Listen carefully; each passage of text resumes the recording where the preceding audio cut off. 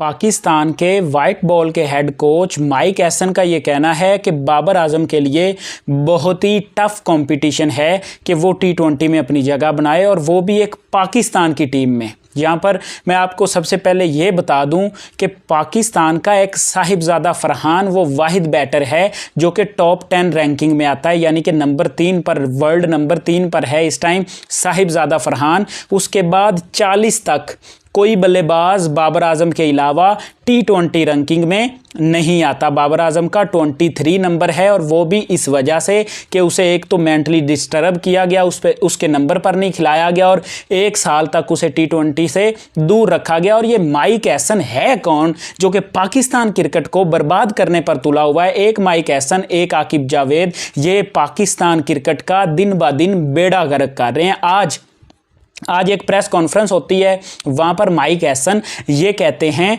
कि बाबर आजम ने पीएसएल बहुत अच्छा खेला है। बाबर आजम ने पीएसएल में सबसे ज़्यादा रन्स किए हैं, 2 सेंचुरियां की हैं, 3-4 फिफ्टियां लगाई हैं, स्ट्राइक रेट भी उसने इंप्रूव किया है। लेकिन बाबर आजम को पाकिस्तान टीम में बहुत ही कम चांसेस हैं कि टी20 टीम में उसे दोबारा लिया जाए। पूछा गया कि क्यों नहीं आप लेंगे, जबकि पूरा पाकिस्तान ये चाहता है कि बाबर आजम पाकिस्तान टीम में होने चाहिए, बाबर आजम प्लेइंग 11 में होने चाहिए, बाबर आजम को ओपनर भेजना चाहिए टी20 क्रिकेट में। वो आपको एक एंड से मैच जितवाएगा। अगर 10 मैचेस हैं उसमें 9 में बाबर चलेगा और वही 9 मैचेस आप जीतेंगे। 2022 आपने फाइनल खेला, उसके बाद 4 साल हो चुके हैं, इसमें 2 दफ़ा टी20 वर्ल्ड कप्स आए हैं, 2024, 2026। आपने क्या किया है? आप एक सिंपल ये बताइए माइक हैसन, आपने क्या कुछ किया है? प्रेस कॉन्फ्रेंस में आता है और ये कहता है कि हम इंडिया को नहीं बीट कर सकते क्योंकि इस टाइम पूरी दुनिया लगी हुई है इंडिया को बीट करने में, तो आपको इतनी टेंशन लेने की ज़रूरत नहीं कि हम क्यों नहीं इंडिया को बीट कर रहे। ये एक कंट्री का कोच ये कह रहा है कि हम इंडिया को बीट ही नहीं कर सकते। तो भाई साहब, फिर थानू ये हाथ जोड़ने हैं कि तुसी पाकिस्तान क्रिकेट दी जान छड़ दो। यानी कि आप एक हेड कोच होते हुए ये कहते हैं कि हम फलां टीम को बीट ही नहीं कर सकते, तो फिर आपको अपने ओहदे से इस्तीफ़ा दे देना चाहिए, क्योंकि आप तो इसलिए कोच बनाए गए हो ना कि अपनी टीम को नंबर 1, वर्ल्ड नंबर 1 बनाओ। और आपके पास तो ऐसे प्लेयर्स हैं, अगर आप उन्हें यूटिलाइज करें तो आप वर्ल्ड नंबर बन सकते हैं, वर्ल्ड नंबर 1।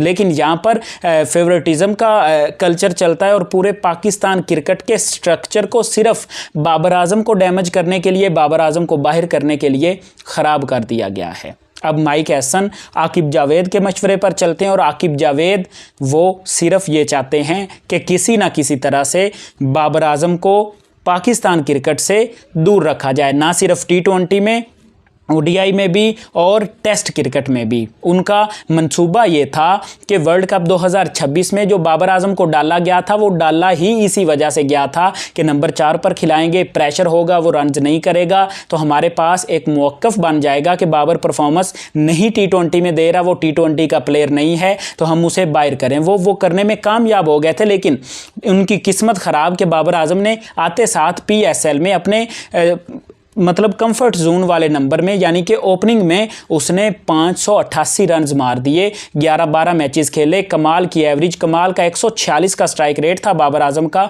उसने कमाल का पूरा टूर्नामेंट खेला है। अब इनके पास कोई जवाब नहीं, ये लाजवाब हैं। लेकिन एक दफ़ा फिर इन्होंने सलमान अली आगा को भी बाहर किया है, सिर्फ बाबर आजम को टी20 टीम से बाहर करने के लिए। एशियन गेम्स के लिए सीनियर्स प्लेयर को क्यों नहीं लिया गया? सिर्फ इसी वजह से कि अगर हम सलमान अली आगा को, शहीनशाह अफरीदी को या किसी दूसरे सीनियर को टीम में लेते हैं तो फिर हमें ऑटोमेटिकली बाबर आजम के बारे में पूछा जाएगा, हमें जवाब देना पड़ेगा। इस वजह से उन्हें बाहर कर दिया गया है। उनके साथ कईयों की किस्मत ख़राब की गई है। सेंट्रल कॉन्ट्रैक्ट्स देख लीजिए, वहाँ पर भी बाबर आजम को सिर्फ साइड लाइन करने के लिए ये लोग क्या कुछ नहीं कर रहे। तो खुदारा पाकिस्तान क्रिकेट को अगर बचाना है तो आकिब जावेद और माइक हैसन को हाथ जोड़कर इनसे माफ़ी मांग लेनी चाहिए। इसका करियर ही क्या है? ये कोचिंग तो कर रहा है, इसका अपना करियर क्या है भाई? इनसे पूछें तो सही। आपको और कोई बंदा मिला ही नहीं, दुनिया भरी पड़ी है अच्छे से अच्छे क्रिकेटर्स के लिए। अगर आपने अपनी क्रिकेट को बेहतर करना है